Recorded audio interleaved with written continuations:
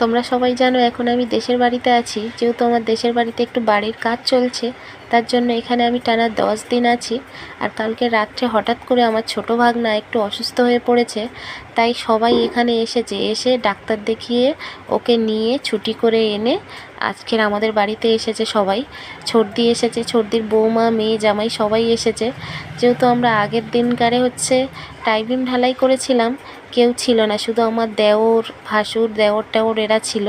তো ওদের দিয়ে একটু মাংস টাংস করে খাইয়ে দিয়েছিলাম। আর বড়দিকে ফোন করেছিলাম, বড়দি তখন কলকাতায় ছিল ওনার ছেলের কাছে। উনি বলল, বোন আমি তো আসতে পারবো না।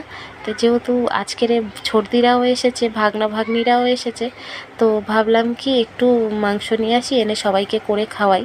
তো যাই হোক, আমার ভাগনাকে দেখলে ওই অসুস্থ, হঠাৎ করে বাচ্চাটার কি হলো জানি না।